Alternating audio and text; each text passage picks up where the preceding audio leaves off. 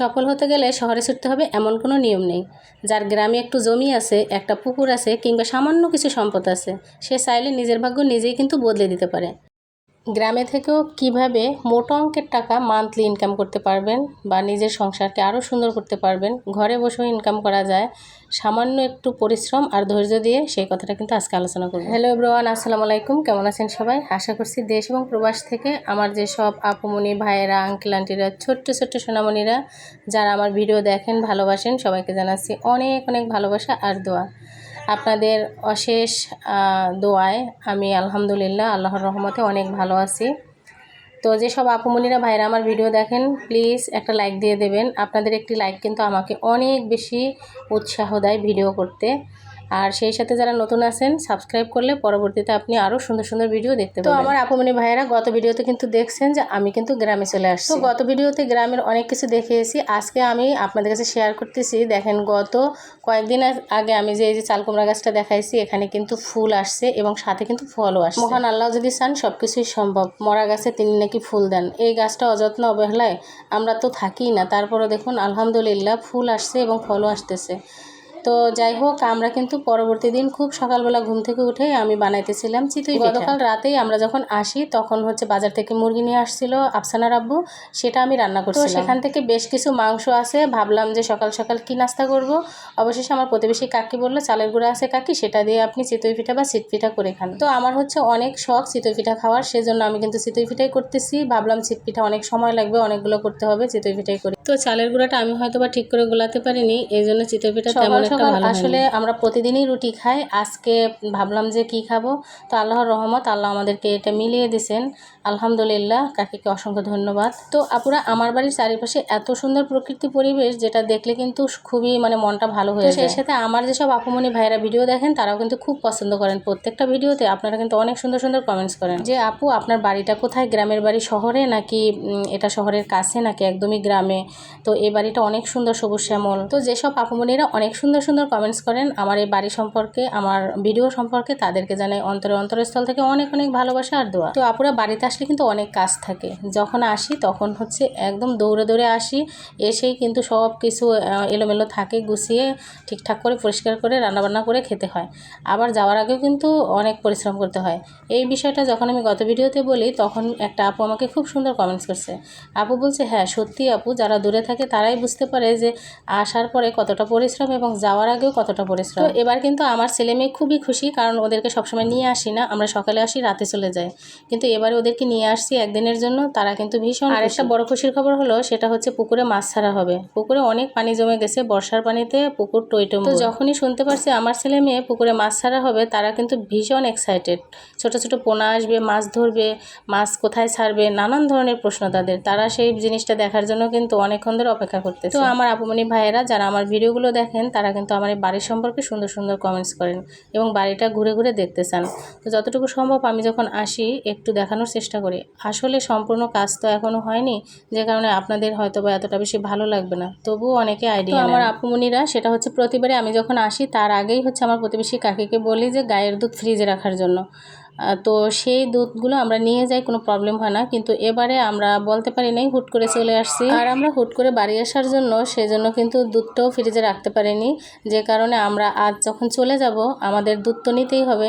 এজন্য এখানে 5 কেজি দুধ আছে, দুধটা কিন্তু আমি গরম করে ফেলছি অলরেডি, গরম করে এখন ঠান্ডা করতেছি। সেই সাথে আমি প্রত্যেকেই আমরা হচ্ছে 1 গ্লাস করে দুধ সবাই খাবো, কারণ হচ্ছে টাটকা টাটকা এখান থেকে 1 গ্লাস করে খাই। পাশাপাশি যতটুকু থাকবে আমরা সবটুকুই দুধ নিয়ে যাব।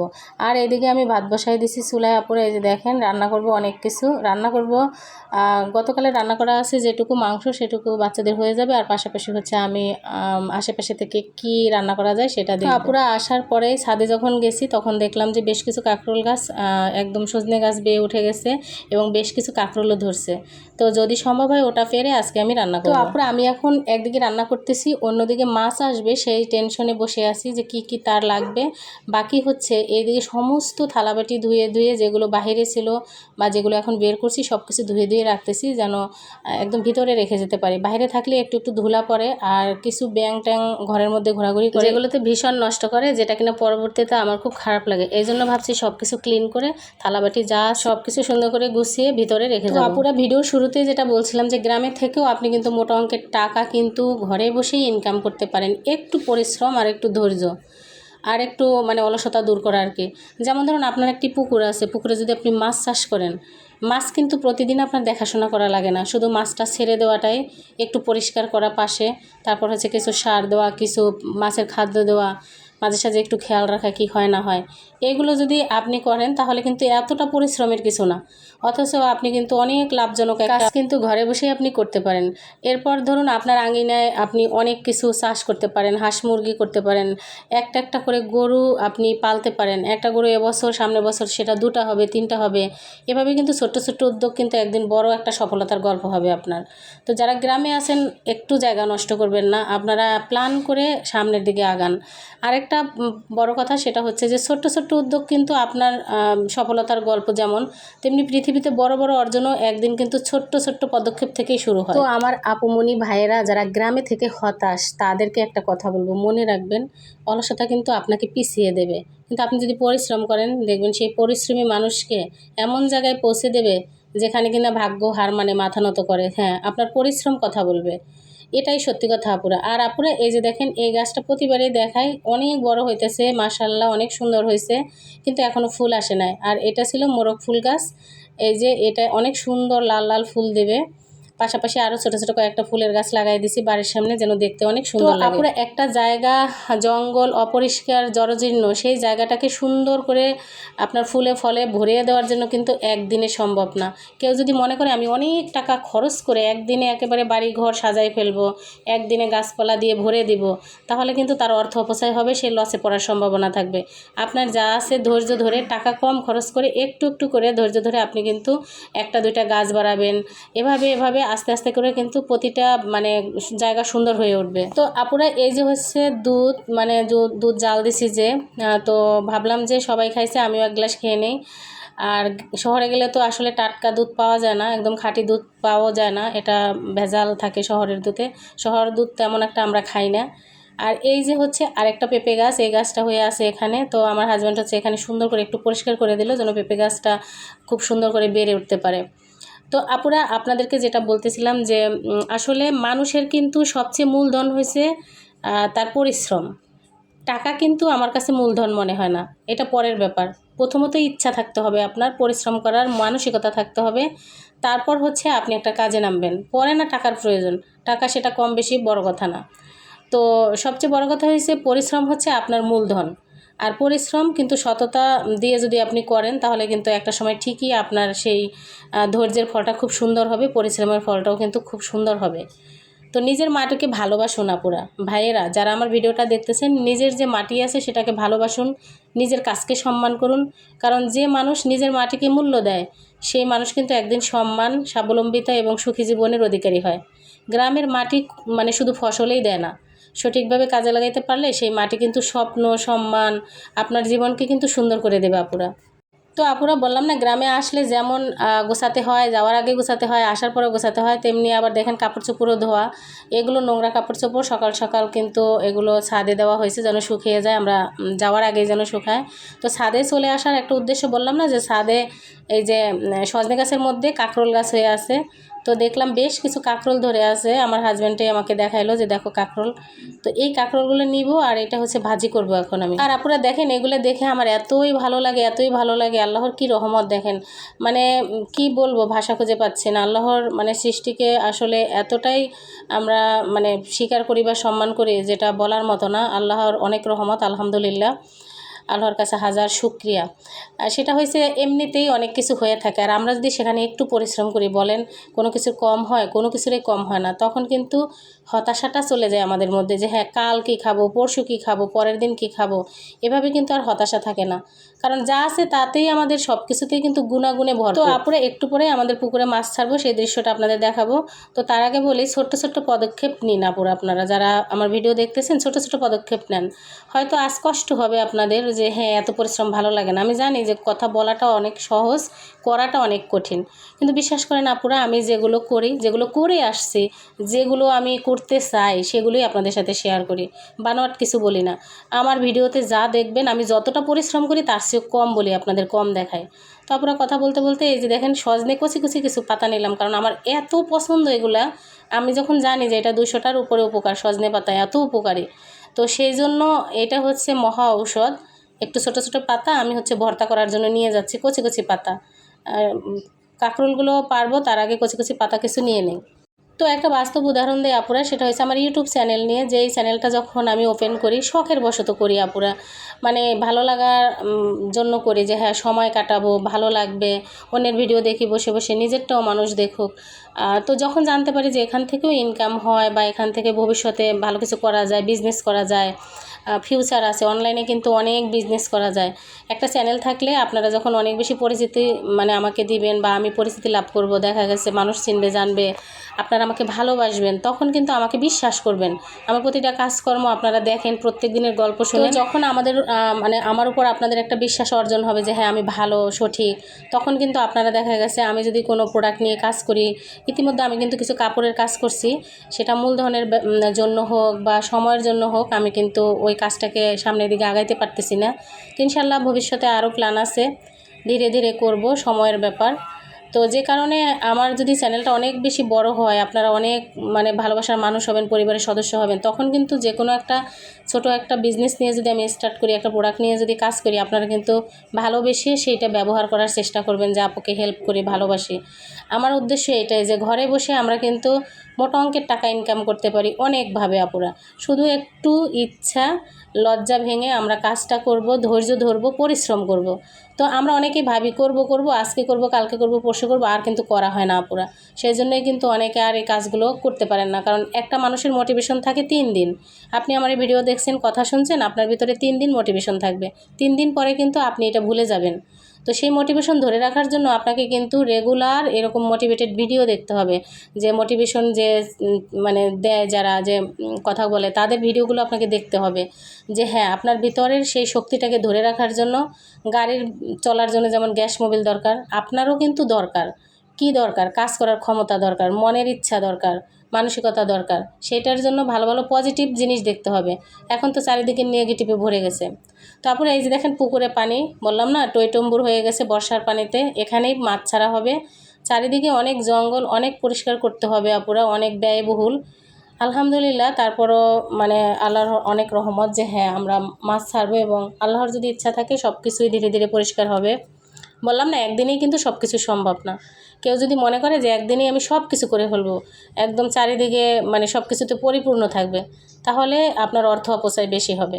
ধীরে ধীরে যদি একটু একটু কেউ কাজ করে, তাহলে সেটা অভিজ্ঞতার একটা ব্যাপার। যেমন যেমন ধরেন এই পুকুরে মাছ ছাড়ার অভিজ্ঞতা কিন্তু আমাদের তেমন নাই। একবার যদিও আমার হাজব্যান্ড পুকুরে মাছ ছাড়ছিল, তো তারপরও ধীরে ধীরে কিন্তু একটা অভিজ্ঞতা হয় যে এখানে ভুল হয়েছে, ওখানে ঠিক হয়েছে, এটা দরকার বা এটা দরকার না, এটা বেশি হয়েছে, কম হয়েছে। একটা জিনিস লালন পালনের আগে তার অনেক অভিজ্ঞতার দরকার। তো সেই অভিজ্ঞতা তো অন্যের খামারে গিয়ে বা অন্যের পুকুরে গিয়ে করা যাবে না। কারণ হচ্ছে নিজের যতটুকু আছে ততটুকুর মধ্যেই কিন্তু কাজ করে, পরিশ্রম করে, সেটা লস হোক বা লাভ হোক সেটা কথা না, অভিজ্ঞতাটা সবচেয়ে বড় কথা। কারণ একটা সময় যেন এমন হয় যে হ্যাঁ নিজের যা আছে তা দিয়ে যেন নিজেরা বেঁচে থাকার মতন বা ভালো থাকার মতন যেন অবলম্বন থাকে। তারপরে এই যে সেই কাঙ্ক্ষিত সময় দেখেন, আপনাদের এখন কাঁকরোল পেড়ে দেখাবো আমি, যে এইখানে অনেকগুলো কাঁকরোল হয়ে আছে। আর সজনে গাছটা 12 মাসই তো ফুল ফোটে। ওইদিকে আমি রান্না চুলায় বসাই দিছি আপুরা, আপনারা তো দেখছেনই, তো আপনাদের সাথে একটু গল্প করলাম এখানে বসে বসে। তো আমার এই ইউটিউবের চ্যানেলের কথা বলি আপুরা, সেটা মাঝখানেও বলছি যে আসলে এই চ্যানেলটা নিয়ে কিন্তু আমার অনেক স্বপ্ন আছে, যে চ্যানেলটা বড় হবে। চ্যানেলটা শুধু কাজ দেখানো আমার উদ্দেশ্য না, যে আপনারা শুধু কাজ দেখবেন, আপনারা শুধু আমার গল্প শুনবেন, তা নয় আপুরা। এখান থেকে যদি কেউ কিছু জানতে পারেন, শিখতে পারেন, সেটা আমার অনেক ভালো লাগবে। আর যদি কোনো ভুল হয় সেটারও আপনারা বুঝিয়ে বলবেন, কমেন্টসের মাধ্যমে বলেন আপুরা, বা আমাকে ইনবক্স করেন, ফোন করেন, আমার ফোন নাম্বার দেওয়া আছে। তো সবচেয়ে বড় কথা আপুরা, যে চেষ্টা করতেছি জীবনে বেঁচে থাকার লড়াইয়ে, মানে কতটুকু করতে পারবো জানি না। প্রত্যেকটা মানুষ তার অবস্থান থেকে সে কিন্তু ভালো থাকার চেষ্টা করে, সে কিন্তু বেঁচে থাকার চেষ্টা করে, মান সম্মান ইজ্জত নিয়ে বাঁচার চেষ্টা করে। তো এটাই হয়েছে বড় কথা, যে আমার চ্যানেলটা আসলে আমার এখন দরকার, এটা আমার ভালোভাবে চলাটা খুব প্রয়োজন। কারণ এটাকে আঁকড়ে ধরে আমার ভবিষ্যতে অনেক কিছু, অনেক স্বপ্ন। তো আপুরা কথা বলতে বলতে আমি কিন্তু 4 থেকে 5টা কাঁকরোল অলরেডি ছিঁড়ে ফেলছি। তো এর মধ্যে হয়েছে আমার সাথে ছাদে চলে আসছে আবরার, মানে আমার ছেলে। আপনারা দেখতে পাবেন দুষ্টামি করে সারাক্ষণ, বাড়িতে আসলেই দুষ্টামি করে। তো ও বুঝতেই পারে না যে আমি ভিডিও করতেছি। ও বলছে, আম্মু মোবাইল কেন রোদের মধ্যে রাখছো তুমি? দুষ্টামি করতেছিল। এই যে দেখেন কী করতেছে। তো আমি এটা ডিলিট করলাম না, কারণ হচ্ছে ওর স্মৃতিটা রাখলাম। তো সারাক্ষণ আমার পিছনে বা ঘোরাঘুরি করে, দৌড়াদৌড়ি করে, দুষ্টামি করে। এই ছোটোবেলার সিনারিগুলো, দুষ্টি মুষ্টি যে কাহিনিগুলো, এগুলো কিন্তু আসলে ভালো লাগে। একসময় বড় হয়ে যাবে, ভুলেই যাবে সব কিছু। তাই এই জন্য মাঝে মাঝে স্মৃতিটা আমি ধরে রাখি একটু। তো আমার আপুরা, আপনাদেরকে একটা কথা বলি, মনে রাখবেন, স্বপ্ন দেখার যদি সাহস থাকে আপনার, আর স্বপ্ন দেখার যাদের সাহস আছে, পরিশ্রম করার অভ্যাসও যদি তাদের থাকে, তাহলে একটা জিনিস মনে রাখবেন, সফলতা তাদের কাছ থেকে কখনো দূরে থাকতে পারবে না। এই দেখেন আপুরা কতগুলো কাঁকরোল ছেড়েছে, আলহামদুলিল্লাহ। আল্লাহর কি নিয়ামত আপুরা, দেখেন, দেখছেন কতগুলো কাঁকরোল হয়েছে। এটাতে যথেষ্ট, মানে বাচ্চারা তো কাঁকরোল খাবে না, এটা আমাদের দুজনের জন্য আলহামদুলিল্লাহ যথেষ্ট। তো এই যে কাঁকরোল নিলাম আর হচ্ছে সজনে পাতা নিলাম। এবার চলে যাব রান্নাঘরে। আর আপুরা এই মানে রান্নাঘরে যখন যাই তখন একটা খবর আসে, সেটা আপনাদেরকে বলবো। চলেন আগে রান্নাঘরে চলে যাই। তো দেখেন চারিদিকের পরিবেশ। আপনারা জানতে চাইছিলেন যে এই বাড়িটা কি আমার একদমই গ্রামে নাকি শহরের একটু কাছে। আপুরা এটা গ্রামে, কিন্তু গ্রাম বলতে আমাদের সেই বদ্ধ গ্রাম না, যেমন ধরেন মেইন রোড প্রপার টাইপের এরকম, যে মেইন রোড থেকে পাশে একদম সাথেই। তো সেই জন্য আশেপাশে জমি, গ্রাম এরকম আছে, পুকুর আছে, নদী আছে, সব কিছুই আছে। আবার হচ্ছে একটু দূরে গেলেই হচ্ছে আমাদের মেইন শহরে যাওয়ার জন্য বড় বড় রোড আছে। তো সেই জন্য এটাকে প্রপার শহরে বলা যাবে, বা প্রপার মানে গ্রামই বলা যাবে, যেটা বলেন আপনারা। তারপরে এই যে ঘরে চলে আসছি সজনে পাতা নিয়ে, কাঁকরোল নিয়ে। তো এইবার হচ্ছে আমার হাজব্যান্ড ফোন করে আমাকে বলছে যে দ্রুত তুমি বাচ্চাদেরকে পাঠিয়ে দাও, মানে কি কি লাগবে, মাছ নিয়ে আসছে। তো ফোনটা পাওয়ার সাথে সাথে ওরা বুঝতেছে না বাচ্চারা কী নেবে না নেবে, ওরা দৌড়াদৌড়ি করে ওর বাবার কাছে ছুটে গেছে। তো আমি এই যে কাঁকরোল ভাজতেছিলাম, কাঁকরোলটা মেখে সুন্দর করে এখানে কেটে কুটে মেখে তারপর হচ্ছে তেলে ভাজবো। এই তেলে ভাজা কাঁকরোল আমার খুব মজা লাগে। আর যেহেতু গাছের টাটকা, এখন নিয়ে আসলাম, এখনই ভাজবো। এটার তো স্বাদ বলে বোঝানো যাবে না পুরো, এত মজা হয়েছিল, বিশ্বাস করে না পুরো। আমি তো এখন অনেক পরে ভয়েস দিতেছি, কাজটা তো হয়ে গেছে। এত মজা ছিল, এত মজা ছিল, এজন্য ভাবতেছি যে মানে আসলে সাথে সাথে তুলে খাওয়ার যে কী মজা পুরা। তো এই কাঁকরোল যখন ভাজতেছি তখনই আফসানার আব্বু আমাকে ফোন দিয়েছে, দ্রুত আসো, মানে হাঁড়ি টাড়ি নিয়ে আসো, কী কী লাগবে, তার জাল টাল, মাছ ছাড়তে হবে পুকুরে, দেরি করা যাবে না। তো তাকে আমি জিজ্ঞেস করলাম আরও কত দূর, সে বললো 5 মিনিটের মতো লাগবে। সেই জন্য আমি তাড়াতাড়ি করে এখানে কাঁকরোলটা বসাইয়ে ভাবলাম যতটুকু হয় ঢেকে চুলাটা অফ করে চলে যাব, এসে বাকিটা আমি তো আপুরে এর মধ্যে তাড়াহুড়া করে আমি কিছু সজনে পাতা বেছে নিচ্ছিলাম, যে তাড়াতাড়ি করে ভর্তা করতে হবে। আর এই ভর্তাটা খেতে ভীষণ ভালো লাগে, অনেক উপকারী। তো সজনে পাতা এত কুচি, এত কুচি। আর আপুরা এখানে হচ্ছে একটু আগে বৃষ্টি হয়েছে, কারণ প্রতিনিয়ত বৃষ্টি হয়, আর যেহেতু ছাদের উপরে, এই জন্য সজনে পাতাটা আমি আর পানি দিয়ে ধুবো না, খুব সুন্দর করে নিয়ে পরিষ্কার জায়গায় রেখে অবশেষে বেছে নিচ্ছি। তারপর হচ্ছে আমি এটাকে একটু ভাজা ভাজা করে তারপর ভর্তা করব, কারণ আমার ইচ্ছে হয়েছে যে এখানে একটু খেয়ে যাব, আর বাকিটা হচ্ছে আমি ঢাকাতে নিয়ে যাব, কারণ গিয়েই তো আবার খেতে হবে, ওখানে তো আসলে কেউ নাই। ওখানে আমাকে মানে যাওয়ার সাথে সাথে আমার ড্রেস চেঞ্জ করেই তারপর হচ্ছে রান্নাঘরে ঢুকতে হয়, কারণ যাওয়ার পরে প্রচণ্ড ক্ষুধা লাগে। আর আমরা হচ্ছে ইভিনিংয়ের গাড়িতে যেহেতু যাই, কারণ একদম লাস্ট যে গাড়িটা থাকে ওইটাই যাই, যে কারণে যেতে যেতে আমাদের অনেকটা রাত হয়। আর রাস্তায় যদি জ্যাম পড়ে তাহলে তো কোনো কথাই নেই। সাভার নবীনগর ওই জায়গাটা খুবই জ্যাম পড়ে, যে কারণে আমাদের যেতে যেতে অনেক রাত হয়ে যায়, আর যাওয়ার সাথে সাথে প্রচণ্ড ক্ষুধা লাগে। সেই জন্য ভাবছি একটু ভর্তা নিয়ে যাব। আলহামদুলিল্লাহ ফাইনালি মাছ চলে আসছে আমাদের পুকুরে ছাড়ার জন্য। এই যে সে অনেক কষ্ট করে মাছ নিয়ে আসছে, 1 ড্রাম মাছ। এখানে অনেকগুলো মাছ আছে আপুরা, ছোট বড় মাছের পোনা। তো এই মাছগুলো আসার সাথে সাথেই মানে বাচ্চারা দৌড়াদৌড়ি, আর এটা নাকি দেরি করা যায় না, মাছ আসার সাথে সাথেই পুকুরে ছাড়তে হয়, আবার হাত দিয়ে পানিটাকে একটু নাড়িয়ে নাড়িয়ে দিতে হয়। তো এই যে যেটা আমি বলতেছিলাম আপুরা, অনেকেই মনে করবেন যে শহরে ভালো চাকরি করে আবার গ্রামের কাজ করা কি মানায়, কিন্তু সত্যিটা কিন্তু একদম উল্টা আপুরা। আমার স্বামী শহরে একটি ভালো চাকরি করে, ঠিক আছে, সুন্দর পরিবেশে থাকে, সম্মানের সঙ্গে জীবনযাপন করেন, কিন্তু যখনই সে গ্রামে আসেন তখন কিন্তু তিনি নিজের পরিচয় ভুলে যান না। সে যে গ্রামে ছিল এই কথা কিন্তু সে ভুলে না। তিনি গ্রামের মাটির সঙ্গে মিশে যায়, কখনো ক্ষেত খামারে, কখনো সবজি কাটে, কখনো জঙ্গল পরিষ্কার করে, কখনো বা বাড়ির আঙ্গিনায় সে কাজ করে, নিজের কাজ সে খুব করতে ভালোবাসে, কখনো সে খেলা করে মাঠে, মানে নানান ধরনের কাজ করে সে। সবচেয়ে সুন্দর বিষয় হলো এগুলো করতে কিন্তু তার কোনো লজ্জা লাগে না। আমি অনেক সময় তাকে বলি যে হ্যাঁ তুমি এই কাজগুলো করো, তোমার কি লজ্জা লাগে না একটু, তোমার কি খারাপ লাগে না? সে কিন্তু মানে সব সময় আমাকে বোঝায় বলে। তো দেখুন সে কিন্তু কখনো ভাবে না যে মানুষ কি বলবে, বরং সে বিশ্বাস করে পরিশ্রম মানুষের মর্যাদা কমায় না, বরং সম্মান আরও বাড়ায়। তো আজকাল আমরা এমন সমাজে একটা বাস করি যেখানে অনেকেই কাজের চেয়ে কাজের পরিচয়কে বড় করে দেখে, যে হ্যাঁ কোন কাজ করতেছে সে, কিন্তু কাজটা কি সেটা কিন্তু দেখে না। অথচ বাস্তবতা কি জানেন, কখনো কোনো কাজ ছোট হয় না, মানুষের চিন্তাই ছোট হইতে পারে শুধু। আমরা চিন্তা করি অনেক ছোট, কিন্তু কাজ কিন্তু ছোট না। তো আলহামদুলিল্লাহ পুকুরে কিন্তু অলরেডি আমাদের মাছ কিন্তু ছাড়া হইতেছে।